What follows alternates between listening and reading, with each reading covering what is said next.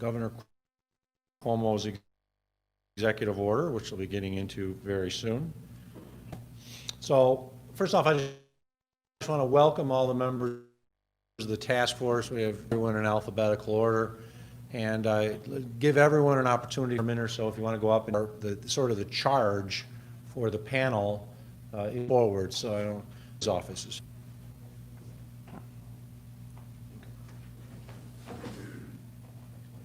Erie County DA's office. I've been a practicing lawyer for 20 years. My career clerk back in 2001, stayed for almost 5 years. Went into private practice, did all criminal defense for almost 12 years by John, and he asked whether or not I'd like to come back and help kind of change the office and manage the office with him. So I've been back with John Flynn since 2017 there. And I oversee a lot of the litigation from vehicular crimes to a lot of violent offenses to narcotics. County. Thanks. Thank you, Joe. Can everyone hear well enough when speaking up there? I just want to make certain, because otherwise we'll just have we do have the mic. Just finishing up my coursework for a PhD in quantitative methods and educational psychology. I am a statistician by trade. I work with many different organizations. I currently am a fellow for Rockefeller and State Department of Health. So I bring statistics. I just retired from a 29-year career with the New York State Police. I was a young trooper, age 22, out of college. I was a trooper for 8 years, a sergeant for 4, and about 16 as a lieutenant. As a lieutenant, I held various positions such as the lieutenant in charge of the division headquarters for report review, which is really like watching paint dry. So went over to internal affairs for about a year and a half in the western region, which is everything from this side of Syracuse. Served as a training lieutenant for the Western New York region out of Batavia, and several years for Erie and Wyoming County with 78 troopers. My last position was the final 3 years of my career, which was the liaison to the State Office of Emergency Management. So I got involved in several things such as weather emergencies, so I spent a lot of time here in this room. Also, for the last 12 years of my career, concurrently, I had a faculty position, still hold that faculty position at Erie Community College. So I really get both sides. I get the law enforcement sides, and I get young college students anticipating a career in law enforcement. I'm also on the staff at the Erie County Central Police Academy, teaching ethics to academy recruits and also the supervision school. Thank you. Thank you, Kevin. DCS Feliz, who is our retired Deputy Director of Probation. I've yet to meet a county employee who's retired who's not happy. Are you happy? Oh, definitely. I am Isa Feliz. I was born in the Dominican Republic, raised in the streets of New York City. Then I joined the military. I'm an Army veteran with the Army Corps of Engineers. Spent some time working with the New York State Division of Parole. And then after that, I came to Erie County with the Department of Social Services, a child protection worker.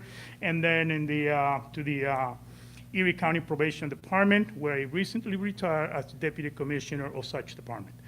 Thank you, Mark. Thank you. Thank you. Thank you, Isa. We have our Professor Martin Scott Floss. Professor Floss.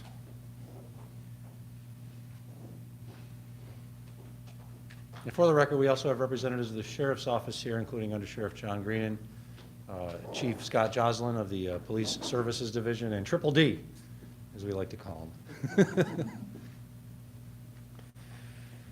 Hi, everyone. My name is Marty Floss. I am a professor of criminal justice at Hubert College. I'm the director of the Institute for Law and Justice. I have been there for close to 30 years now. I'm a Buffalo boy, started at ECC, got 2 degrees from Buffalo State, got my doctorate from Rutgers University.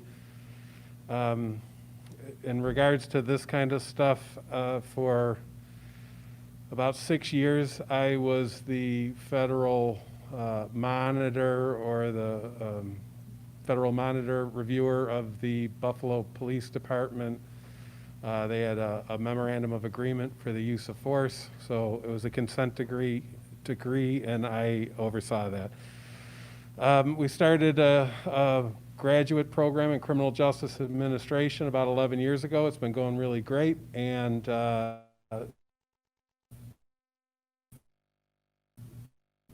so good that they asked me to leave. Well, your boss asked you to leave, and now I'm the director of the institute. So.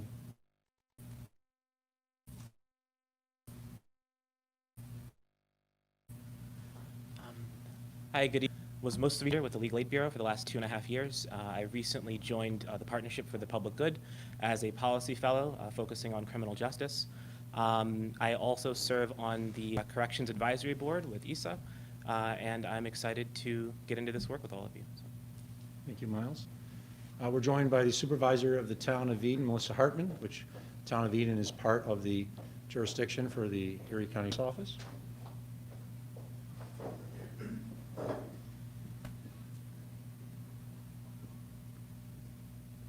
Hello, good evening, everybody. I'm Melissa Hartman. I am the town supervisor of the town of Eden, as the county executive just mentioned.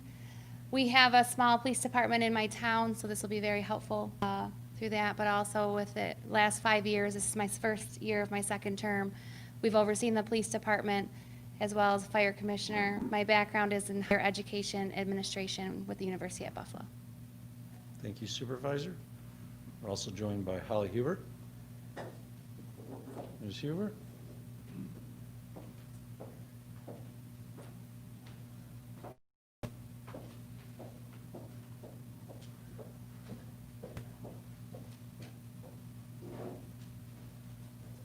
Good evening, everyone. Thanks for having me. I think it's an honor to serve on this task force here. My name is Holly Hubert. I'm a former FBI agent of 25 years. I recently retired, and I own a cybersecurity firm right now, formerly with the Bureau. I think I probably held and investigated everything in 25 years that the FBI has. So everything from cybercrime to kidnappings, drugs, gangs, and civil rights.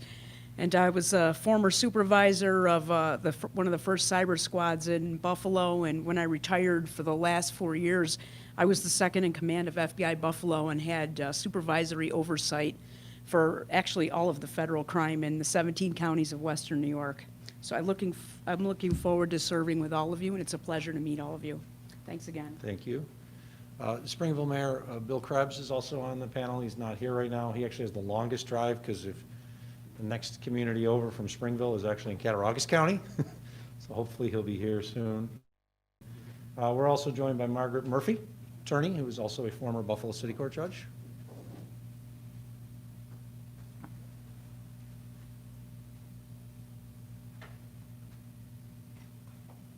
Just watch the cords, Margaret.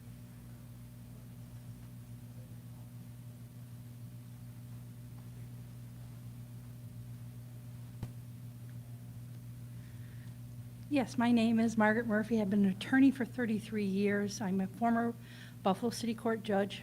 Prior to becoming a Buffalo City Court judge, I had worked in the City of Buffalo Corporation Counsel's office, where I was in charge of representing the Buffalo Police Department in litigation involving civil rights violations or alleged civil rights violations. I was also handled the police and fire discrimination case brought by the United States Department of Justice.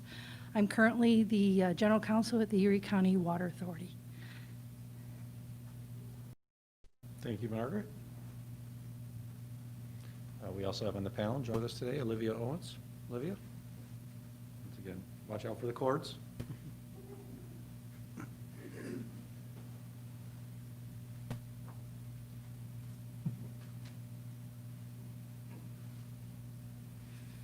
Hi, everyone. Thanks for having me here. My name is Olivia Owens. I currently work at the Erie County Democratic Committee.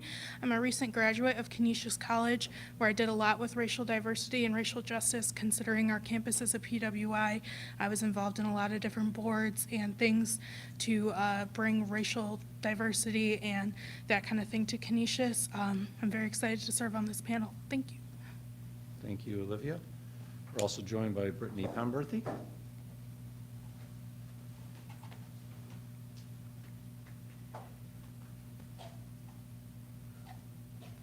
Good afternoon. My name is Brittany Pemerthy. I'm a private practitioner focusing my areas of law on criminal defense and civil litigation. I have my master's of law in criminal defense. I presently serve as deputy counsel for the city of Tonawanda and planning counsel for the town of Evans. Thank you. Thank you, Ms. Penberthy. Keith White is also a member of the panel. He is not here. Keith is a representative of the Seneca Nation, so we certainly appreciate his representation on the panel.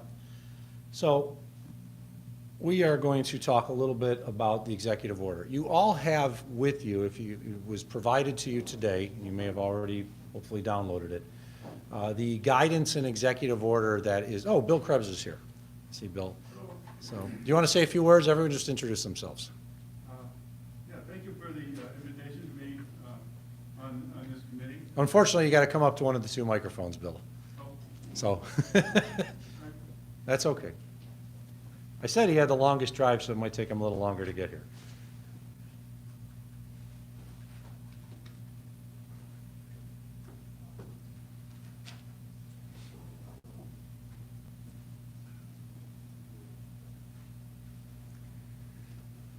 Thank you for the invitation, County Executive, for being on this committee. Certainly, police and public safety is very important in the village of Springville. We're the only municipality in Erie County that has a contract with Erie County Sheriff to provide around-the-clock road patrol. And that is our main law enforcement agency in the village of Springville. We also have a part-time village police force that does mostly community policing.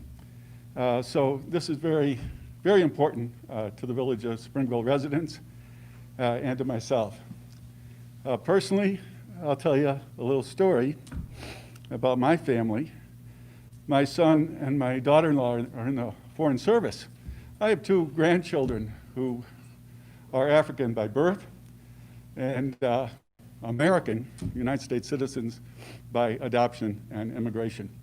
Last time my son visited Springville, he said, "Dad, can my son walk safely in Springville?"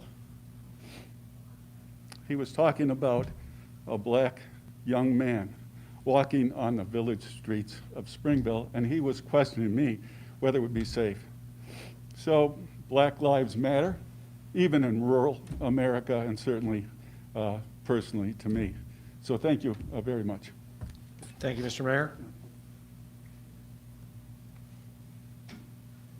Once again, we are gathered here today because of the executive order that was signed by Governor Cuomo earlier this year. And we'll go into a little bit, I'm not going to read the executive order. I think none of us enjoy seeing someone read a PowerPoint presentation. The goal, though, is to remind everybody that we have been charged with a task by the governor to look at police agencies under our responsibility. Every police agency in Erie County has to do the same thing with the municipality that's associated with them, whether it's the Buffalo Police Department or, for that matter, Springville with its part-time police department. And address those types of issues. He's been our go-to guy for that frankly for quite a few years. So we've asked him to be assigned as part of the staff to work with this group. In the back of the room, I have Chief Joslin, who he is our chief of our criminal services division, and he oversees just about all of our criminal deputies. Again, those areas where this group will be focusing their efforts on. And I myself, as under sheriff, will also be here and be part of these meetings with those two folks to answer any questions that you may have regarding the services we provide, the policies that we function under, and be here to make sure that, when the time comes, when and if there are policies that you as a group need to be addressed, I'm going to be here to make that happen on behalf of the sheriff. I spoke to the sheriff a little while ago this afternoon, and he wanted to make it clear that he is available to come to any meeting that you request that he comes to address any issues that you believe that you would like to hear directly from the sheriff on, although he has empowered me to come speak on his behalf.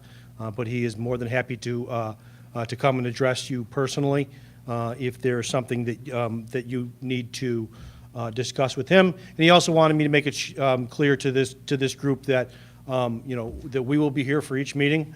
However, if for some reason you would like to hold a meeting and you don't want us present because you may want to talk to someone else in law enforcement or someone else from the sheriff's office, and you feel that our presence may make those conversations more difficult for whoever that person might be, that again, at your request, we would be happy to not be here if that's what you need to do.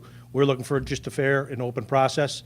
We're looking for to be able to voice both our agreement and our concerns with anything that you may have to say as we go through this process. But we are here to help, and I'm certainly available anytime to address any questions. Thank you, sir. Thank you, Under Sheriff. I said I wasn't going to read this thing, and I don't want to. As an attorney, I can tell this was written by an attorney because there's a ton of semicolons and commas. It's the longest sentence you'll ever see, at least today. But I think the last 4 lines are very important.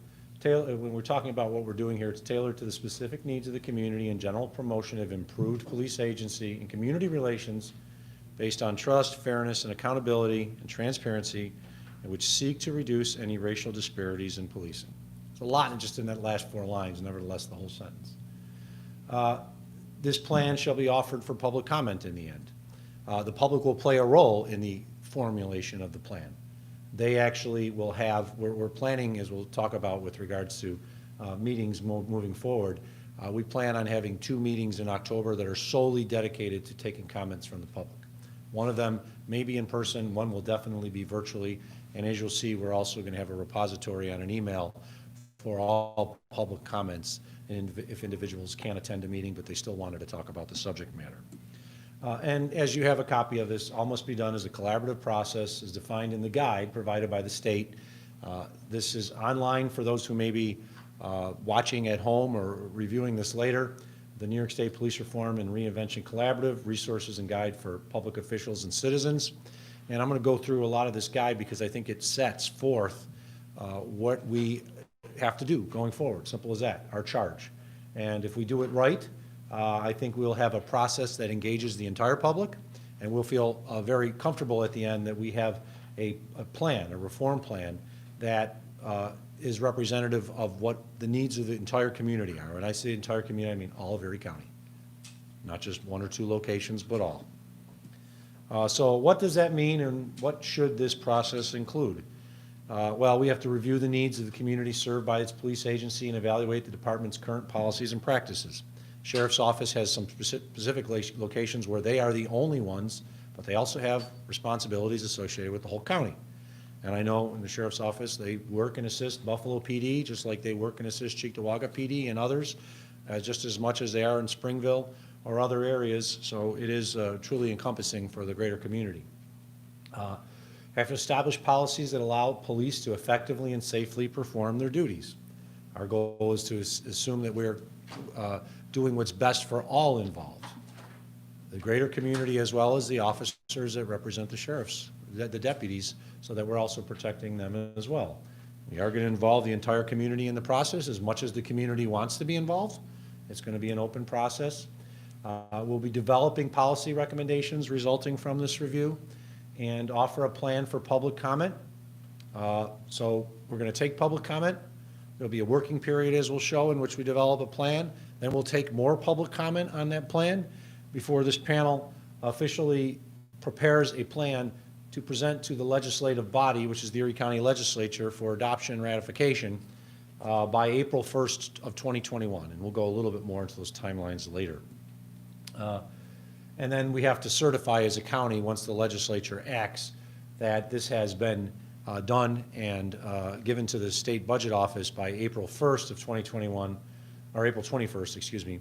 And this is important because the governor basically said the state budget office will be empowered to withhold funds associated with that police agency that they may receive from New York State. And I do know that the Erie County Sheriff's Office receives substantial grants from New York State for various police functions. So if we did not do this process, we are putting lots of money at risk. And so I think it's important that we do this for various reasons. The most important one, to ensure that we have effective police that meets the community's needs, also protects the sheriff's deputies, but there's also a financial commitment as part of it. And to all watching at home who may be thinking about this with regards to your own police department, if they haven't announced in your town, your village, or your city how they're going to go about this, they should, for various reasons, including they would put finances at risk at a time when we are all broke, to put it mildly, because of the issues associated with COVID-19. So what police agency will this panel review? We've had people reach out saying, why aren't you looking at Buffalo PD? Why aren't you looking at that? Our charge is the police agency associated with this government, which is the Erie County Sheriff's Office. Mayor Brown just recently announced a panel of his own with regards to the Buffalo Police Department. I know others have announced plans or panels per se to move forward, but this will be the Erie County Sheriff's Office, and this panel is primarily to look at the police services, the road patrol, and those issues.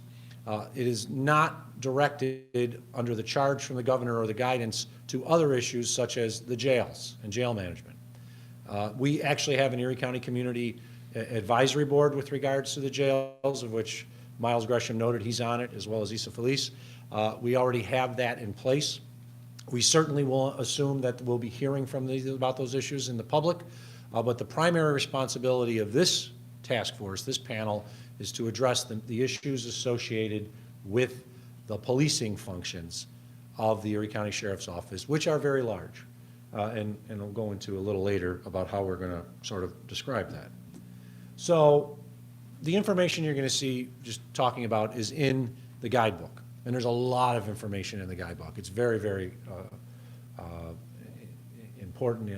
Important's not the right word, but it's encompassing with the issues that they want governments to look at as it pertains to this issue. So one of the key issues is, as they talk about over consideration, they break up the guidebook in parts. Part 1, key questions for insights for consideration. Which function should the police perform? So you got to determine the role of the police, which is about as basic a function as I think we can get, but it's interesting that they want that looked at. And as part of that, I know they're talking also about are there functions that could potentially be utilized outside of the traditional police agency that would be part and parcel going forward, such as having social workers or having mental health individuals as part of the police agency to assist in that capacity. Also, staffing, budgeting, and equipping your police department. So is it appropriately staffed, budgeted? Are there areas of concern? Are there areas that could be adjusted? Then we look at the big part as it pertains to in the manual, is establishing smart and effective policing standards and strategies. And the number one that they focus on is examining procedural justice and community policing. And while all of these bullets that you see for the different parts have sub-bullets, I'm not going to go in every sub-bullet, but I thought it was important that we go into this one because it's the heart of what appears to be what the state and the executive order from the governor, as well as the guidebook, really is asking the panels to look at, the communities to come up in their plan. So should be looking at specific police strategies that have raised concerns, and they identify particular strategies and concerns. Not every one of the sections does, if you haven't looked at it, but in the book it specifically does with this one. The broken windows and stop and frisk policies. Discriminatory or bias-based stop, searches, and arrests. Chokeholds and other restrictions on breathing. Use of force for punitive or retaliatory reasons. Pretextual stops. Informal quotas for summons, tickets, or arrests. Use of SWAT teams and no-knock warrants. Use of less than lethal weaponry like tasers and pepper spray, as well as use of facial recognition technology. So these are all things that should be addressed or at least looked at as the panel goes along as it pertains, with many other factors that are going to be looked at too. But I thought it was important because these were really highlighted in the guidebook. And if you read the executive order, it's really where the gist of Governor Cuomo's executive order is really looking at a lot of this stuff here. And I think we all realize the governor's executive order came as a result of the horrible incident in Minneapolis with George Floyd. So we have to always think about that in the back of our heads, why the governor signed the executive order, what they want the local panels, the local leaders to look at, and the key issues that they think are very important, which are very important. So then after examining procedural justice and community policing, Look at law enforcement strategies to reduce racial disparities and build trust, which is a very important thing. And community engagement. It's huge that I think we talked about community policing in so many different ways. Well, what type of community engagement and community policing policies do exist? Fostering community-oriented leadership, culture, and accountability. That's part 3. This I think is going to be one that will be talked about, which is leadership and culture. So we'll be talking about leadership and culture of the Erie County Sheriff's Office. Tracking and reviewing use of force and identifying misconduct. There's always a lot of questions with regards to that, and I think this is it was noted in the guidebook as an important one that has to be looked at. Internal accountability for misconduct.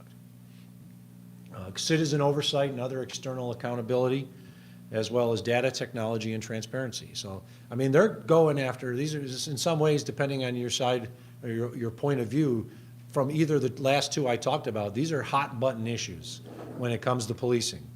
Whether you are coming at it from a view, what would be considered pro-police, or those that are coming at it from more community-based.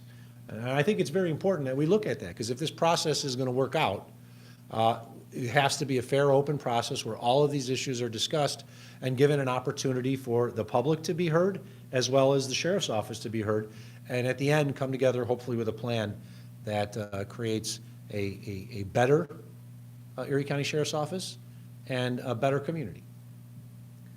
And then an important thing also is regarding the police officers themselves, the sheriff's deputies, recruiting and supporting excellent personnel. Recruiting a diverse workforce, what's being done for that, what could be done better. Training and continuing education, and supporting officer wellness and well-being. So it's going to be looking at all sides. Now, the process and plan for moving forward. I think it's important that everyone understands as we move forward, or like here, what are the goals? So there is a timeline that is in the guidebook. It's not exact, it's just sort of where they think you should be. But the planning and listening and learning will be through early November. As I will explain very soon with regards to the next meetings. The next meeting will be a presentation from the Erie County Sheriff's Office on its policies and procedures, especially as it pertains to the things that we talked about are in the guidebook. The 3rd and 4th meetings, which should be held the 3rd and 4th week of October, will be direct public comment. I don't know how many people will participate. We may have a lot, we may not. But we are going to give the public an opportunity to comment before a plan is started to be formulated by this panel. So we're not going to, here's the plan and then public comment afterwards. The public will be heard, as well as the Sheriff's Office, before we even start really contemplating and considering a plan. And when I say we, I'm talking about you. My office will be involved with regards to providing assistance, but this is, after today, you're not going to see me stand up at the podium anymore. I wanted to do this because the charge is to, under the executive order, to the Chief Executive Officer of the government to empanel and bring together the community. It's my responsibility to do it, but it's not my responsibility, per se, to say, here's what we're going to do. I don't want that. I want you working with the community to do that.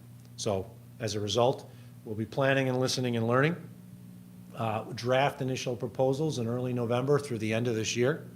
So you will have an opportunity to come up with proposals and come up with what would be considered a draft plan, which then will go back out to public comment in January through early February. So that once again, the public will have an opportunity to comment on the proposals.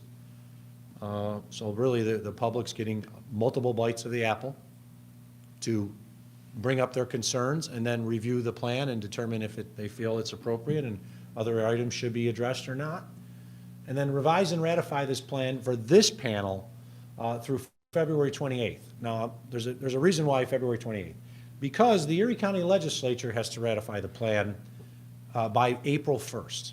And the Erie County Legislature will, based on its tradition, will receive the plan and then will hold a hearing in which they will probably ask some of the members of the panel, if not all, to at least attend and talk about why this was done, and also give the public an opportunity once again to comment on what would then be the presented plan. And that process, usually the way the legislature works, they meet every week. 1 week is a committee meeting. The next week is a general meeting of the legislature. The following week is a committee meeting, and then the next week is a general meeting of the legislature.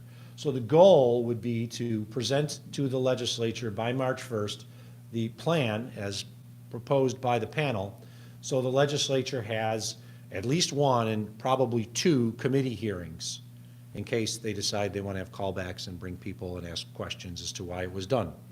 And then the legislature ratifies the plan. Now, as I deem it, when it talks about the legislature ratifying the plan, we'll have our county attorney's office look a little further because there's still some question on it. Ratification sounds like you vote yes or no. Doesn't sound like there would be modifications to the plan based on what the legislature deems appropriate. The ratification says you, and in the legislature's parlance as well, with regards to the New York State Legislature and the Erie County Legislature, that would be when I present something to the legislature and you vote up or down, but you don't have an opportunity to amend it. So I do not believe, and we'll get further guidance to confirm it, but what you present will either get voted up or voted down. And if it's voted down, well, then we have to let the state know it was voted down. If it was voted up, then it is the responsibility of Erie County to implement that plan. The schedule for future meetings, meeting number 2, and we're going to poll you all for the next 2 weeks to determine which is the best date for each of you, because we want to have as everyone possible attend these meetings. We know not everyone's going to. But the next meeting, which will probably be in the second week of October in all likelihood, would be a review of the current Erie County Sheriff's Office policies presented by the representatives of the Erie County Sheriff's Office. So they will say, here's our current procedures and policies. I know from talking to the undersheriff as well as Chief Jocelyn, they have lots of policies, lots of procedures, and they've been prepared knowing that this meeting would be coming to do that presentation. So the third and fourth weeks of October, take public comments on matters of concern and consideration. So whatever the public wants to talk about, if we get a lot of folks, then there'll be limitations on the amount of time, so we're not here forever, but we want to hear from the public. And as we'll also show, there's an email that they can send information to. Future meetings will be done virtually and as necessary in person. I felt it was very important for everyone to come and meet in person. This room is certainly big enough and safe enough to do an in-person meeting as long as we're like this. If we have 200 people, which is what this place looks like in the emergency operations center mode, then it's not. Then we'd have to go to a much larger facility. But right now, I thought it was important to do an in-person meeting so people could put a face, at least half a face, not including the mask, to each individual. And then the email to collect public comment. We have already created the email. It is ecpolicereform@erie.gov. So that is live, and any individual can send, effective now, public comment to ecpolicereform@erie.gov. And then every email will be shared with members of the committee. We're required, of course, through our Freedom of Information law to keep records of all this stuff for a certain time period. Generally, if it's actually direct records to the county executive have to be kept forever and from me. Things to this such would be required to be kept for 7 years. So anybody who sends that and they want to request later, what did the public say, they can get a copy of it. So I do thank you for committing to serve. This is a task that is very important, and my goal as county executive was to bring together, as I said, a group of individuals I think could represent the community and hear from the greater community and come up with a plan that will work going forward. Will we be able to address every issue that exists with regards to police reform in our greater community? No. We'll not be looking in particular at the Buffalo PD issues. If people are interested in that, there is a police reform panel for Buffalo PD. But there are serious concerns that we all know exist, regardless of what the police agency is. And when it comes to the Erie County Sheriff's Office, my goal through this process is to create a better sheriff's office that the community trusts. And I might not get every individual there, but I think if we have an open process that people feel they played a role in, and that this was not just a plan that was designed by one person and that's it, then we're never going to get the trust for people in the buy-in. But if we have people understand that this is a process for the greater community, everyone has a role, and this plan comes out as something that was created by the greater community, I feel that we will have succeeded in our charge as we receive from the governor. Now, going forward, I will, as I said, I will not be running these meetings. I felt it was important to be running this one, so to speak, because I have the responsibility under the governor to have created this panel, and in some ways, my office and myself am responsible also as this moves along. So I will be attending meetings, but I won't be in the leadership role. I've asked Professor Martin Floss to act as the chair, the convener, as we move forward, based on his experience and knowledge with regards to police issues. He has graciously accepted, so Professor Floss, thank you, and if you'd like to come up and say a few words, now's the time. And then we'll certainly open it up to general comments or questions that anyone has before we call it an evening, because this was more of an introductory meeting, but I don't want to I don't want to leave anybody out from saying anything that they feel is important. So, Professor? Thank you, and I remembered to take my mask off so you could hear me this time. I think there's only one condition that I absolutely require, and that would be that it's Marty from now on. Other than that, I just thank you. I think this is a really important thing that we're all part of, and I heard a lot of people say that, and I do have a background that I think allows me to help be organized and organize us and keep us moving in a focused way to hopefully get things done. I'm a big thinker, a big dreamer. I would hope that we could stop all community unrest and police use of force, and nobody ever complains. That was kind of my attitude with being the overseer of the Buffalo Police Department for the Department of Justice. I don't want to tell you that there's no use of force in the Buffalo Police Department or no complaints in the city anymore. I tried really hard. I hope that's what we can do.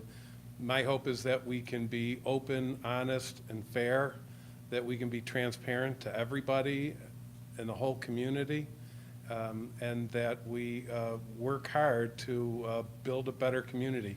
I wasn't thinking about saying anything tonight, but I would tell you that I am a Buffalo boy, and you can look at Floss Avenue down Genesee Street, and my family dates back to the Fruit Belt in 1863 is the first house they bought. So this is my town, just like it's your town, and I want it to be as good as it can be. And we need to support our heroes, all first responders. They do an amazing job, but we also have to hold people accountable and have policies and practices that work towards that end, and we have to listen to everybody in the community and respond to the needs. And I'm very excited because I know my hometown is special, and I think we can do something really great here. So thank you. I'll always be available. I'll have cards if anybody wants to contact me any time for any reason. Thank you very much.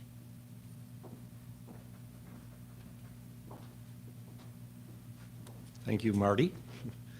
We will share with each of the members, if you haven't already received it, the contact information. We're not putting that public because we don't want people to contact you directly. Who knows what you get inundated with. And we do have, as I say, a process. When we take public comments for FOIL information, we retain those, so we want them to go through the EC Police Review email address. Certainly open up to anybody who's got any comments or questions or things they want to bring up at this point. Miles, could I just go to the microphone? Yeah, because we are going live to this, so as a result, it's not strong enough to pick up the voices without being at the microphone. So, and that goes directly, so it's perfectly heard.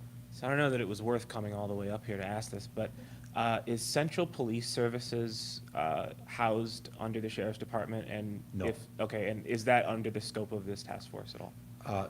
No, because it technically is not a police department, but I'll bring Commissioner Jancewicz up to talk a little bit about Central Police Services, Okay. though it has a very important role, Right. which is the 911 call center. And I've already spoken to Commissioner Jancewicz about this, and he believes that this is where we can also have a very important discussion. It technically is not a police agency like normally you would consider. and it's not even identified as one by New York State, but it does have an important role because it does run the E911 call center as well as the labs, the CSI labs for all police agencies in Erie County. So Commissioner, would you like to talk on that issue? And he has certainly said on behalf of his agency, they're willing to be a repository of information and provide information to this panel as it does its work. So good evening. My name is Jim Janswitz. As the county executive said, I'm the commissioner with Central Police Services. So that is a department that is under the county executive's purview. It basically is a support department for police agencies.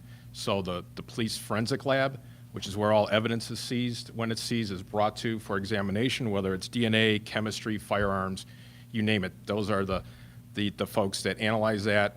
They provide testimony to the district attorney's office when needed in cases. We also have partial oversight over the Police Training Academy. That's housed at ECC North as well. And again, that's done on behalf of the entire county. None of these are just exclusive to the Sheriff's Department. Every police agency in Erie County can attend the Police Academy, bring evidence to the forensic lab, as well as the communication system within the county. So if you pick up the phone, you call 911, you're going to get a CPS call taker who's going to take that information and then relay it back to a sheriff's dispatcher, a town and village police department, depending on the case at will. And there's other functions as well at Central Police Services as well. But we have a number of records to answer your question. So, we're certainly happy to assist and be a resource for this panel. My background, I've been employed with Erie County for 4 years. Prior to that, I spent 20 years with the FBI. Prior to that, I spent 8 years with another law enforcement agency. So I'm very happy to just be here and assist this panel in any way possible today. Thank you. And I think this all brings up a very good point. The Erie County Sheriff's Office is a separate office under New York State law. It does not report to me. The Central Police Services Department is a department of Erie County government and does work under the county executive's purview. The Sheriff's Office does not work under the county executive's purview. The largest role that the Erie County Executive's Office has is what we're going through right now, which is the budgetary role when it comes to the Sheriff's Office, because the Sheriff's Office submits a budget, and then my office goes through and either presents it as is or makes changes to it, and then submits it to the legislature, which has the final vote. But the Sheriff's Office, and I've often heard this in the past, why aren't you telling the sheriff to do this? And my answer is, well, I could tell him that, but he doesn't have to listen to me because he is an independently elected official with an independent office that by New York State law does not work for the county executive. So Central Police Services, Commissioner Jansowitz and his team will be available to assist as we move along. And I think the 911 issue is a very important issue. It's actually brought up in the guidebook. And I think we'll have a very interesting conversation when the time comes to talk about that. And are there things that could be done better, including at the Central Police Services Department with regards to 911 to address issues of concern. So, thank you. Any other comments or questions? If not, I thank everybody for being here tonight and for agreeing to serve. This is, unlike some times when I ask people to serve and it could be a 3 or 4 year process, we know this will be done. Your role will be done by the basically end of February, because at that point it has to be turned over to the legislature to give the legislature the time. I know it's going to be quite a number of meetings, lots of information will be received, but I really thank you for agreeing to serve because I know this will create a better county, not just a better, hopefully, sheriff's office, but a better county. And as a result of it, we can look back and say, this is something we did in our careers, which created a better community. So thank you, everyone. And thank you to all who are watching live on our YouTube channel. Thanks.